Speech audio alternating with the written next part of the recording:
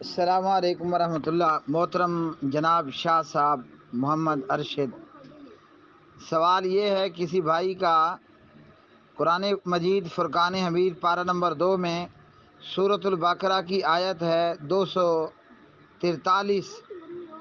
اس آیت میں اللہ سبحانہ و تعالیٰ نے ایک بات بیان کی ہے، الم تر الی الذین خرجوا من دیارہم وہم الوف حذر الموت۔ اے نبی، کیا آپ نے ان لوگوں کو نہیں دیکھا جو اپنے گھروں سے موت کے ڈر سے نکلے اور وہ کئی ہزار تھے؟ ہاں جی، فقال لهم اللہ موتوا، پس اللہ نے ان سے کہا کہ تم مر جاؤ، ثم احیاہم، پھر اللہ نے ان سب کو زندہ بھی کر دیا۔ ان اللہ لذو فضل علی الناس، بے شک اللہ لوگوں پر فضل کرنے والا ہے، ولکن اکثر الناس لا یشکرون، لیکن لوگوں کی اکثریت ناشکری ہے، شکر نہیں کرتے ہیں۔ اب یہ کیا واقعہ ہے؟ اور اس آیت پر سوال ہے کہ یہ جو لوگ ہزاروں کی تعداد میں مر گئے تھے اور اللہ نے ان کو دوبارہ زندہ کر دیا، تو ان لوگوں کے مرنے کے بعد بیویاں بیوہ ہو گئیں اور بچے یتیم ہو گئے اور جائیداد اور ترکہ جو ہے وہ وارثوں میں تقسیم ہو گیا۔ اب جب یہ لوگ دوبارہ زندہ ہوئے ہوں گے اور ہوئے تو پھر ان کی بھی جائیدادیں دوبارہ واپس ان کو دی گئیں یا نہیں دی گئیں، یا کیا معاملہ تھا؟ سوال یہ ہے کہ آج کے دور میں، آج جب ہم موجود ہیں، 2 ستمبر ہے اور 2023 ہے، اگر کوئی شخص مر جاتا ہے آج کی ڈیٹ میں اور وہ کئی سالوں بعد دوبارہ زندہ کر دیا جاتا ہے، تو اس کی بیوہ کا کیا ہوگا اور اس کے مال اور ترکے کا کیا بنے گا جو اس کے وارثوں میں تقسیم ہو چکا؟ تو یہ مر کر دوبارہ زندہ ہو جانے والا کیا یہ اپنے تقسیم شدہ ترکے کو اپنے وارثوں سے دوبارہ لے سکتا ہے؟ سب سے پہلی بات تو یہ ہے کہ آج ایسا نہیں ہونے والا کہ کوئی مر جائے اور وہ کچھ دیر بعد یا سالوں بعد زندہ ہو جائے، آج ایسا نہیں ہونے والا۔ قرآن کریم کی اس آیت کا مقصد کیا ہے؟ یہ جو چند واقعات ہوئے ہیں نا، جو کہ اللہ نے قرآن مجید میں بیان کر دیے، ہمارے سامنے ہے پارہ نمبر 3 کے دوسرے پیج پر ایک نبی کا ذکر، اور مفسرین نے کہا کہ اس سے مراد حضرت عزیر علیہ السلام ہے۔ حضرت عزیر علیہ السلام فاماتہ اللہ 100 عام، اللہ نے اس نبی کو پورے 100 سال موت دی، پھر اس کے بعد اللہ وحدہ لا شریک نے انہیں زندہ کر دیا۔ تو پوچھا کم لبثتا، آپ یہاں کتنی دیر تشریف فرما رہے، ٹھہرے رہے؟ اس پیغمبر نے کہا لبثت یوما او بعد یوم، میرا یہاں سٹے، یہاں رکنا کوئی پورا ایک دن ہوگا یا دن کا بھی کچھ حصہ، آدھا دن، پونا دن۔ تو اللہ سبحانہ و تعالیٰ نے فرمایا لبثت 100 عام، آپ یہاں 100 سال رہے ہو، 100 عام 100 سال یہاں پر رہے ہو۔ تو ایک یہ واقعہ ہے جس کا ذکر پارہ نمبر 3 میں اللہ سبحانہ و تعالیٰ نے فرما دیا، اور یہ آیت کے الفاظ اللہ وحدہ لا شریک اس آیت کے اندر فرماتے ہیں، او کالذی مر علی قریۃ وہی خاویۃ علی عروشها قال انا یحیی هذه اللہ بعد موتها فاماتہ اللہ 100 عام ثم بعثہ قال کم لبثت قال لبثت یوما او بعد یوم قال بل لبثت 100 عام۔ ایک تو یہ واقعہ ہو گیا، اور ایک وہ اس سے آگے کی آیات میں ہے، حضرت ابراہیم علیہ السلام فرماتے ہیں ربی، اے میرے پروردگار، ارینی کیف تحیی الموتیٰ، ذرا مجھے دکھائیں نا آپ مردوں کو کیسے زندہ کرو گے۔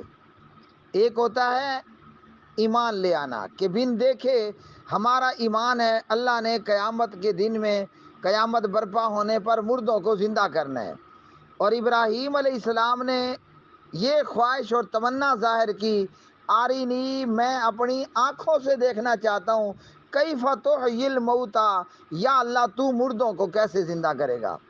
تو آگے یہ ہے کہ اللہ تعالیٰ نے اپنے خلیل سے کہا فخذ اربعۃ من الطیر، آپ نا 4 پرندے پکڑ لیں، ہاں جی، اور ان 4 پرندوں کے ٹکڑے ٹکڑے کر دو، پھر ان کا ایک ایک حصہ کر کے، باہم حصے مکس کر کے ان کے ٹکڑوں کو نا 4 مختلف پہاڑوں کے اوپر رکھ دو۔ اللہ اکبر۔ ثم ادعوہن، پھر آپ ان کو اپنی طرف بلائیں۔ تو جب ابراہیم علیہ السلام نے پرندے ذبح کر دیے اور ان کے ٹکڑے ٹکڑے کر کے ان کا ایک ایک ٹکڑا پہاڑوں پر رکھ دیا، اور پھر جب ان کو بلایا کہ آؤ پرندوں آؤ، یاتینا کا سایہ، یہ ذبح شدہ پرندے گوشت کے ٹکڑے ٹکڑے ہو چکے تھے، اڑتے ہوئے حضرت ابراہیم علیہ السلام کے پاس چلے آئے۔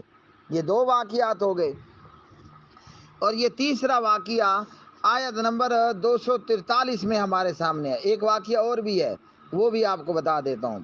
تیسرا واقعہ یہ ہے کہ یہ لوگ ہزاروں میں تھے، تو اللہ تعالیٰ نے فرمایا موتو، تم سب مر جاؤ۔ اچھا جی، تیسرا واقعہ یہ 3 ہو گئے۔ چوتھا واقعہ بھی آپ کو بتا دیتا ہوں۔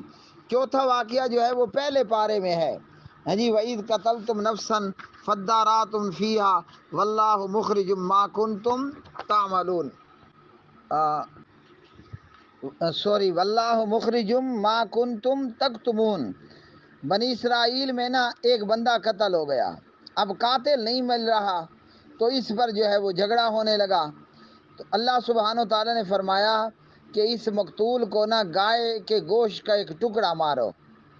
تو جب انہوں نے گائے ذبح کر کے گائے کے گوشت کا ایک ٹکڑا مردے کو مارا تو مردہ زندہ ہو گیا۔ کذالک یحیی اللہ الموتی، اللہ تعالیٰ نے فرمایا اللہ اسی طرح مردوں کو زندہ کرے گا۔ تو یہ لوگوں کے سامنے ہی مردہ زندہ ہو گیا۔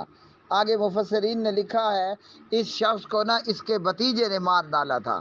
یہ بندہ تھا، بقول مفسرین یہ بندہ تھا بے اولاد، اولاد کوئی نہیں تھی، تو اب بیوی بھی کوئی نہیں ہے، اماں ابا بھی کوئی نہیں ہے، ایک ہی بھتیجا تھا۔ تو جب آدمی کا ان رشتوں میں کوئی نہ ہو اور اس کا بھتیجا ہو تو وہی اس کا وارث ہوتا ہے۔ بھتیجے نے تھوڑی سی کر لی ابال، کیا مطلب جلدی، کہ پتہ نہیں چاچا کدا مرسی تے کدا جداد ملسی، میں ہنے ہی چاچے کو ٹھوک دینا۔ بھتیجے نے جلدی کر لی کہ نامعلوم میرا چاچا کب مرے گا، تو میں ابھی چاچے کا جو ہے وہ کریا کرم کر دیتا ہوں، مار دیتا ہوں۔ تو وہ مردہ اٹھ کر بیٹھ گیا، اس نے کہا مجھے کسی اور نے نہیں مارا، میں کو اپنے بھتیجے ہی مار سکتا ہے، مجھے اپنے بھتیجے نے مارا۔ بہرحال یہ کل 4 واقعات ہیں جو ابھی میرے دماغ میں آ رہے ہیں۔ اب آپ کے سوال پر آتے ہیں کہ یہ جو ہزاروں کی تعداد میں بنی اسرائیل کے زمانے میں لوگ تھے، اللہ نے ان کو موت دی اور یہ زندہ ہوئے ہوں گے اور انہوں نے اپنی جائیدادیں واپس لی ہوں گی۔ محترم بھائی، اللہ کے قرآن نے ایسی کوئی بات نہیں کی ہے، عقلی گھوڑے دوڑانے کی ضرورت ہی نہیں ہے، ہاں جی۔ اور آج کوئی مر جائے تو وہ اپنی جائیداد جو تقسیم ہوگی وہ واپس لے گا یا کیا کرے گا؟ قرآن کریم کی ان آیات کے اندر اللہ نے یہ نہیں فرمایا کہ ان کے زندہ ہونے کے بعد ان کی جائیدادوں کا، ان کی بیواؤں کا وغیرہ وغیرہ کا کوئی لفڑا ہوا۔ جتنی بات اللہ نے بتا دی بس اتنی ہے۔ اس واقعے کے تعلق سے امام ابن ابو حاتم عبداللہ ابن عباس رضی اللہ تعالی عنہما سے روایت کرتے ہیں کہ یہ لوگ داوردان نامی بستی کے رہنے والے تھے، ہاں جی، اور یہ داوردان نامی بستی واسط شہر کی طرف سے 1 فرسخ 3 میل کی مسافت پر موجود تھی۔ یہ ہزاروں کی تعداد میں تھے اور مر گئے، اور خالی مرے نہیں بلکہ لوگوں نے ان کی قبریں بھی بنا دی، ہاں جی۔ یہ لوگ کیوں اللہ نے ان کو اس طرح مارا اور زندہ کیا؟ 2 باتیں ہیں۔ استاد محترم حضرت حافظ عبدالسلام بن محمد لکھتے ہیں کہ نمبر 1 تو یہ ہے کہ یہ لوگ ہزاروں کی تعداد میں تھے، مگر دشمن سے کرنا تھا مقابلہ، جہاد کرنا تھا نا، تو یہ ڈر کے مارے کہ کہیں جہاد میں ہماری موت نہ آ جائے، یہ دوڑ کے بھاگ گئے۔ اور دوسرا یہ بتایا گیا کہ اس علاقے کے اندر کوئی وبا پھیل گئی، وہ چاہے چوہوں والی وبا ہو یا کرونا والی وبا ہو، اس زمانے کی جو بھی وبا تھی، علاقے میں جو ہے وہ وبا پھیل گئی، تو یہ موت کے ڈر سے نہ علاقہ چھوڑ کے بھاگ گئے۔ تو اللہ نے ان سب کو کہا کہ مر جاؤ، موت سے بھاگے تھے، اللہ نے ڈائریکٹ حکم دیا اور یہ سارے جو ہے وہ مر گئے۔ یا یہ کہ فرشتہ آیا، کچھ فرشتے آئے اور انہوں نے جو ہے وہ چیخ ماری اور یہ سارے کے سارے مر گئے۔ تو سیدھا اللہ نے کہا مر جاؤ یا فرشتے نے چیخ ماری اور سارے مر گئے۔ تو ان مرے ہوں کو نا گڑھوں کے اندر ڈال دیا گیا، ہاں جی، اور دیواریں اور قبریں بنا دی گئی۔